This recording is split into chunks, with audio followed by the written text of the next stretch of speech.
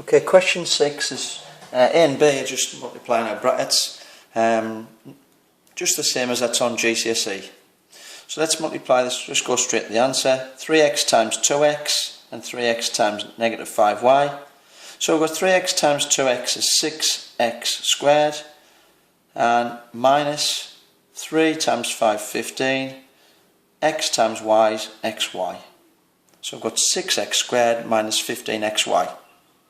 Okay, a few different ways to multiply this one. I'm going to use the crab claw method. First one, second one, third one, and fourth one. As you can see, it looks like a crab's claw. So let's, I'll not simplify it straight away. I'll multiply the 4 terms and simplify it afterwards. 3x times 3x, 9x squared.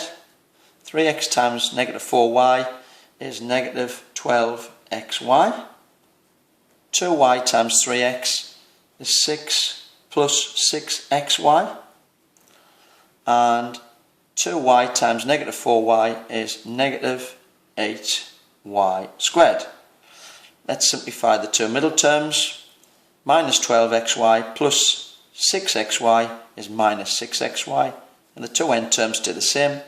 So we've got 9x squared minus 6xy minus 8y squared. That's that part done.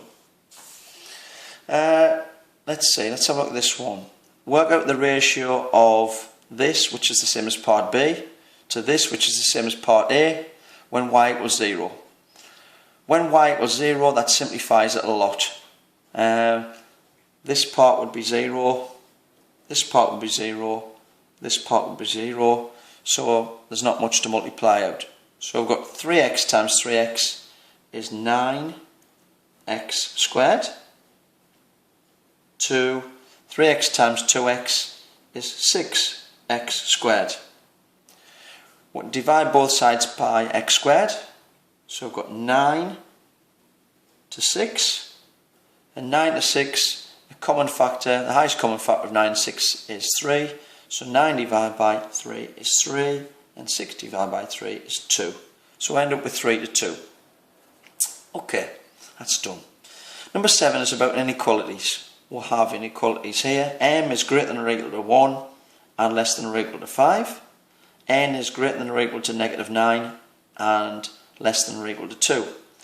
Work out an inequality for m plus n. M plus n is in the middle. They're quite straightforward, this one.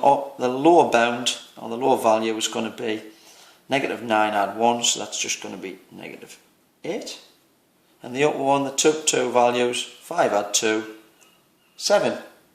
So I've got negative 8 and 7, so m plus n is greater than or equal to negative 8 and less than or equal to 7. 7b is a little bit more difficult because we're squaring the values and you've got to be careful by checking some in between. So we have m plus n squared, so basically we've got that squared, negative 8 squared and 7 squared. So let's look at those values first. Negative 8 squared equals 64. 7 squared equals 49. So we can say the upper bound of those two is 64. So that's the highest value we can get when we square them. So we'll put that in there, 64. Now you might think that 49 is the lower bound, but because we're squaring anything, you square a positive or a negative, you always get a positive.